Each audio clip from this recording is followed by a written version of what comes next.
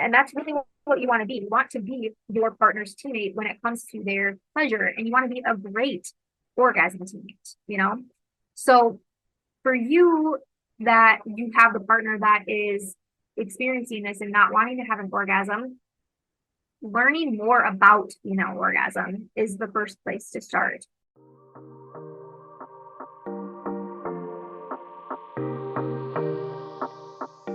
I'm Rachel, and you're listening to the Owning Your Sexual Self podcast.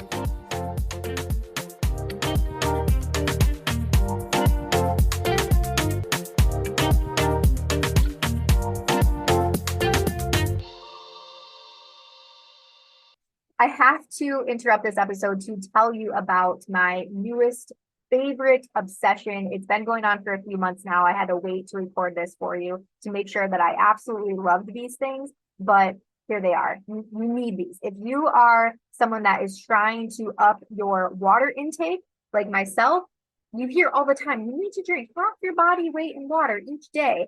And just plain water is so fucking boring, right? Oh, so when I was introduced to these element packets, it's LMNT, they are salt water packets. I have my water bottle, and all I have to do is dump one packet into my water bottle a day, and I literally drink it so freaking fast because it is so delicious. These things are zero sugar hydration. They are packed with all of the things that your body needs. You have 1,000 milligrams of sodium, 60 milligrams of magnesium, one of my favorite supplements, and then 200 milligrams of potassium. These are vegan friendly, paleo friendly, keto friendly. There's no sugar, no gluten, no just odd, questionable ingredients in these. Oh my gosh, you guys, I'm telling you, this has helped me up my water intake so much because once I finish one of these, I am immediately refilling my water bottle right after because the salt in the packets, it makes me more thirsty. It makes me craving more and more water. So if you are looking to just add some more flavor to your water and really help yourself up some water intake, I highly recommend these packets by Element. They have delicious flavors. My absolute favorite is the watermelon salt, but you can get raspberry salt, citrus salt, orange salt, chocolate salt. They have a lemon habanero for my spicy people out there, or mango chili. And then if you just want plain raw electrolytes, they have those too. So you can go on into the link in my bio, and this is going to take you right to the shopping page. Listen, you can get a variety pack for $20. That is going to give you 12 packets. You're going to get 3 of each of my favorite flavors. So you're going to get 3 watermelon, 3 raspberry, 3 citrus, and 3 orange salts.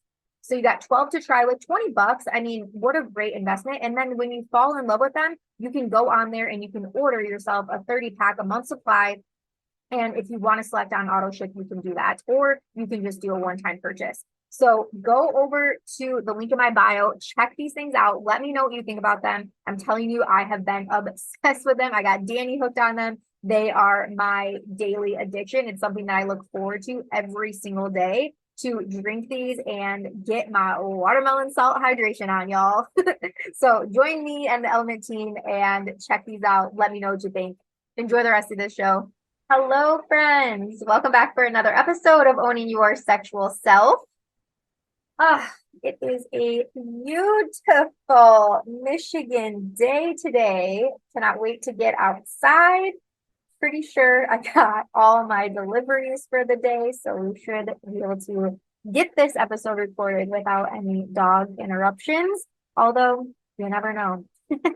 But garbage has came, mail old lady has came, Amazon has came, and UPS has came. Don't have anything coming from FedEx, but hey, if they drive by, those dogs are going to bark, so we shall see. And I have been having an amazing week of client calls this week. And so today's topic was actually inspired by a client conversation that I was having with one of my female clients around what if I just don't want to have an orgasm? What if I'm that day, I'm just choosing not to have an orgasm and my partner reacts some type of way? And in general, I see this showing up in male-female relationships. So generally, that's the context that I'll be speaking to today. But primarily, it really, whatever gendered person you're in a relationship with, it really comes down to the female partner that I'm hearing this the most from. It's the female partner that is just some days feeling, well, I'm going to go over many reasons, but she just might not be feeling orgasm that day. And so I want to give you some reasons why that might be. And then for any men that are listening or people that have a female partner that are listening, giving you some tips around this and ways that you can really just help this situation and get to the bottom of it and get to the why behind it. And I think that this is great because, to start this episode off, you hear me say this all the time, but we have to take responsibility for our own pleasure. So if you're being intimate with somebody that is choosing not to have an orgasm, that is her taking ownership. That is them taking ownership of her pleasure in that moment. She's doing what she feels is best in that moment. And for then the male counterpart in this relationship, you have to take ownership for your own pleasure as well. So what happens? What can you do in that situation if the time comes and it comes down to it and she's not wanting to have an orgasm? So we are going to talk through those things. And I think that this conversation is also going to help you with the attunement piece of intimacy. Attunement meaning you are in tune, if you will, with your partner's body. You're picking up on her or their body language, the nonverbal cues, the breathing, the eye movements, like these things. These can all help with you feeling in tune and in alignment with your partner. So here we go. Let's jump into it. So what happens if she just doesn't want an orgasm? Okay. And my first tip with you is going to be to really get curious. So again, I'm primarily speaking to male, female. So if she comes and says, experience was saying, I'm just, babe, I'm just not feeling it. Can we be done? Can we pause? Whatever. Why that might be. And for you to be able to kind of get curious around this and when I say get curious, I don't mean in the moment be like, well, why, what's going on? Don't you like me? Aren't you attracted to me? Aren't you turned on? Like, why do you want to stop? And that's the part of my end conversation here is to check your ego a bit up, but we'll get to that. But really getting curious. And this can be a conversation that happens outside of the bedroom. Generally, that's the best time to have conversations around sex is when you're not actually having sex or having the intimate moment. Sexually intimate moment, I will say, because we know now intimacy can look in many different forms. And in a lot of ways, partners are going to feel more connected to each other when they're taking the time to be intimate in a way that I'm saying intimate in terms of vulnerability and having open lines of communication and talking through things. So if you are sitting down and you're talking with your partner and this conversation comes up and you say, hey, I've noticed, the last couple of times that we've been intimate with each other, the last couple of times that we've been having sex, that you've kind of declined on having an orgasm. And I'm just curious why that might be and what's going on. I'm really wanting to be your teammate in this. I'm wanting to experience your orgasm together. And a couple of reasons where this could be coming from her. Actually, I have several reasons here that where this might be coming. And this came up previously on a client conversation this week where the first thing, she just might not be feeling in her body. For women, we have this conversation of safety and what does it mean for us to feel safe? Women, we are literally born to be on the defensive. We are born to feel like we have to protect ourselves from something, whereas men are born to be the protectors. And so when women are constantly on this defense, and it's not to say that we don't feel safe with you particularly, maybe that's the case, within sexual partners, but within partnerships, generally, safety is present. But when I say safe, for her to feel safe in her body, that generally means that she feels safe to express. She feels safe to be. She feels safe to be herself, to be in her flow. And so if she's feeling kind of out of body, more so in her head and out of her body, then she might be feeling distracted. She might be having these other things going on in her head that are distracting her from what's happening. And so it might come to that point where she's just feeling like, oh, she kind of throws in the towel, like it's a lost cause at this point. If we keep going, like I'm never going to have that orgasm. And I know in many male-female relationships, and how I really think that it should be, is that the woman, she should really be coming first. So what happens in this dynamic is that then now the men are feeling this pressure. You're trying to get her to orgasm. You're trying to make her orgasm. Should be using air quotes when I say that. But again, we all have to take ownership for our own pleasure. So with her not feeling in her body and feeling more so in her head and feeling distracted, she might just be in that feeling of just wanting again to give up and move on to the next thing. And that kind of falls into my second point here of why she might not be wanting to have an orgasm. And it could be that she feels like she's taking too much time. There is this concept and just the way that we think of self-pleasure and sex with people, penetrative sex and whatnot. And it's like we go in and we think, okay, I need to get from point A to point B as quick as possible. I need to get her to an orgasm as quick as possible. And, and then for women, when we're giving men pleasure, if we're giving them a blowjob or a hand job, I'm trying to get them from point A to point B as quick as possible. And I urge you to slow down. Slow down. There can be so much pleasure that happens in between leading up to the orgasm.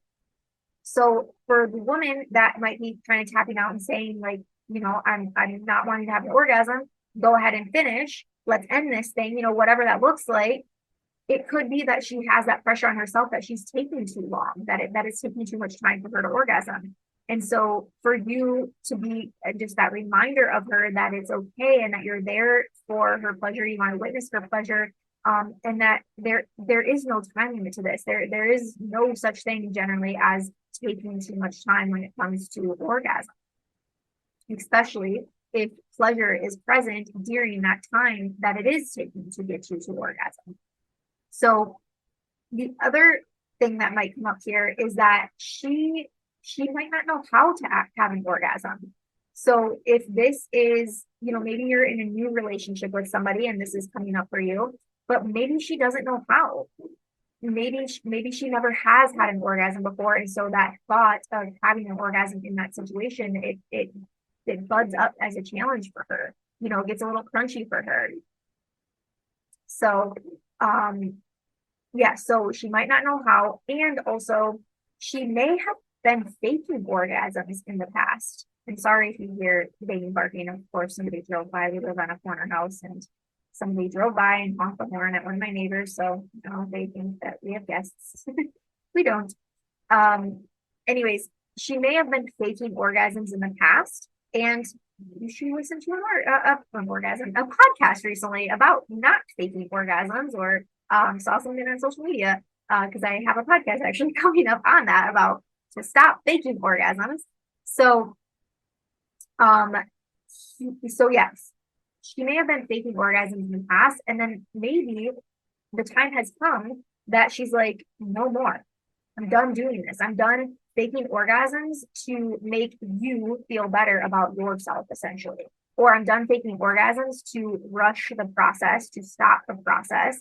And that, in a lot of ways, is her, again, taking ownership of her pleasure, her taking ownership of her body by not faking orgasms. So that could be a reason. She also may not know how it works. Contrary to belief, penetration does not have to be present for a female to have an orgasm.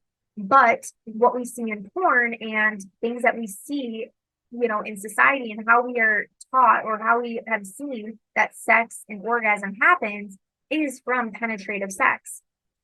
And if not penetrative sex, oral sex. This is a huge conversation that I have with women in my friendships, in my work that I do with clients. But for a lot of women, experiencing oral is not as enjoyable as we have seen it to be enjoyable in porn.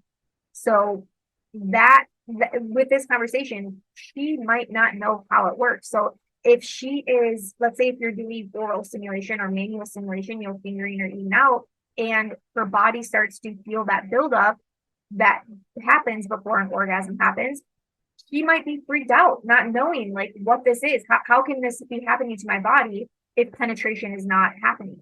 how can this be happening to my body if he's not going down on me, or if they're not going down on me, you know?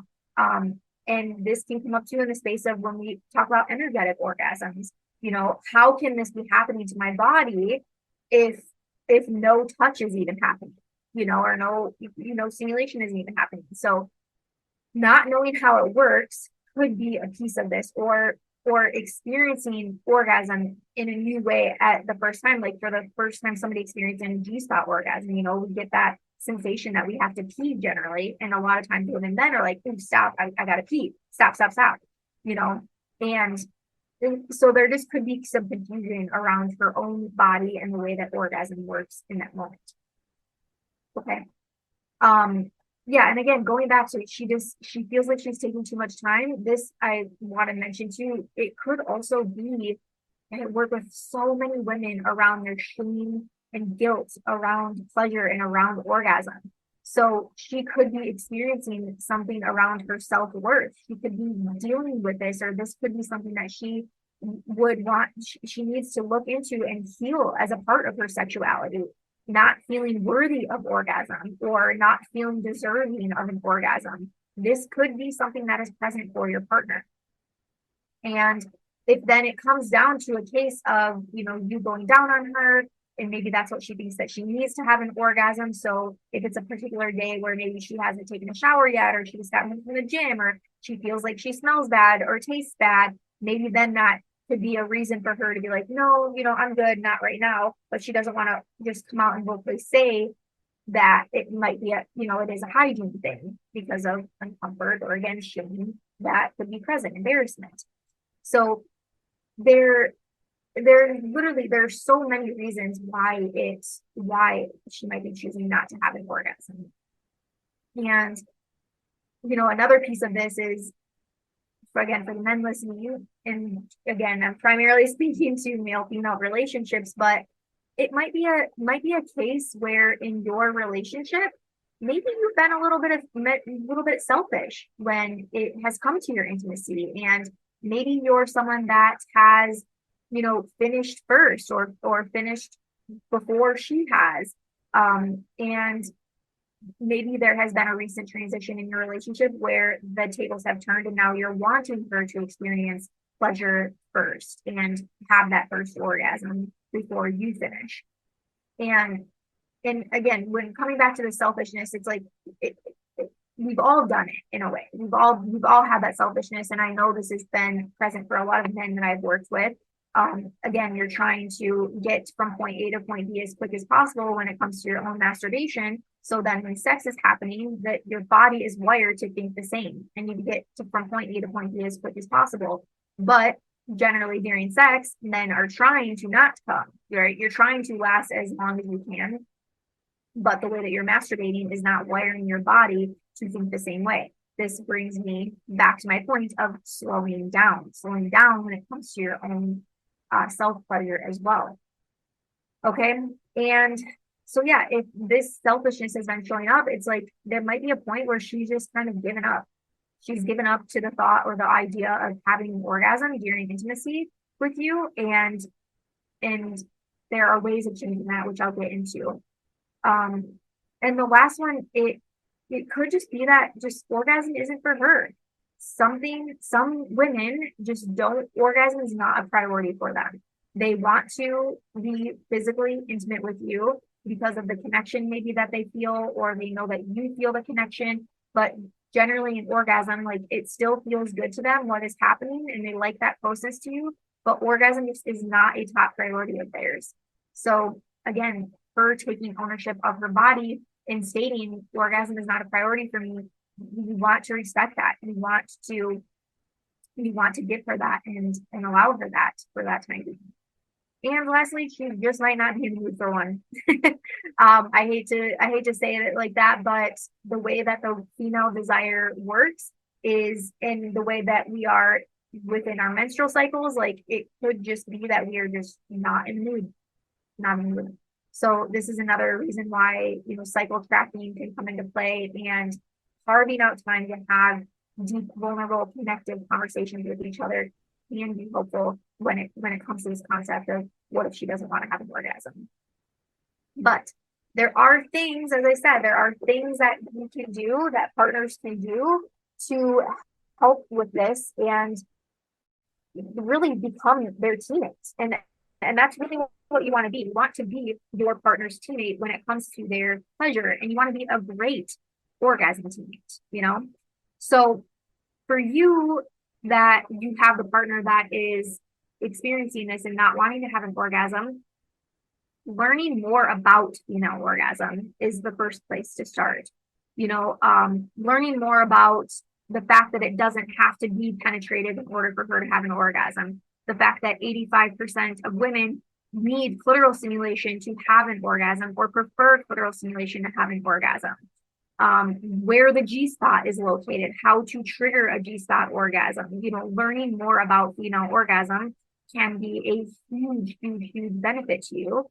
And then to go along with that, learning some great techniques to be able to give your female partner a great orgasm, whether that is going to be through fingering or oral stimulation or penetrative sex. And if you have not yet got this masterclass that I have, the masturbation masterclass that I have, it's called How to Flick the Bean and the Peen. And this is available at rachelmaine.com under the Work With Me tab. I'll make sure to link it in the show notes for you. But this is a great, great masterclass if you are looking to have a better understanding about either the female body or the male body. Because while yes, I'm talking about this primarily in the stance of a woman not wanting to have an orgasm, you might be in the case of a relationship where it's flipped, and it may be the man that is not wanting to have an orgasm.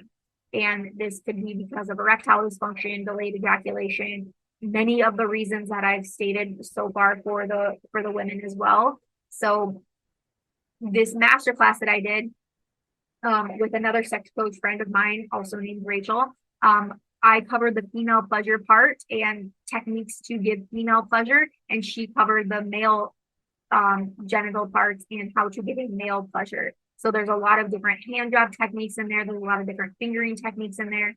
A really, really good explanation of female orgasm and arousal and desire.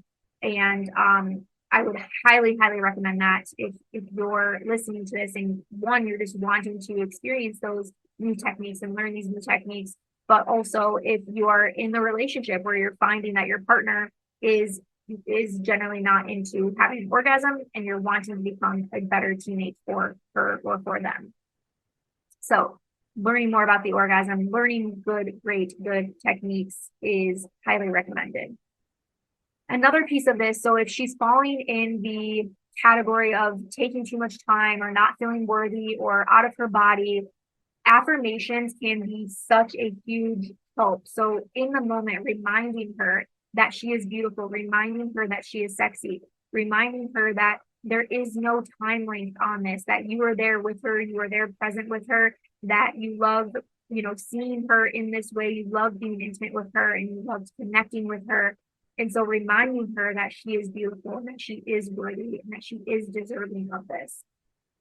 And letting her know that you want to be her teammate in this. And again, if you've been somebody in the past where this has happened and you've gotten frustrated, it might be a little bit of like a shell shock for her if you start showing up in this different way, giving her affirmations, coming into the situation more educated, trying new techniques and things like that. But really, she wants to feel like you are her teammate. And so reminding her that you're there, that you got her, is going to be a huge, huge help. And then in saying that, as I mentioned, in the earlier parts of this, checking your ego.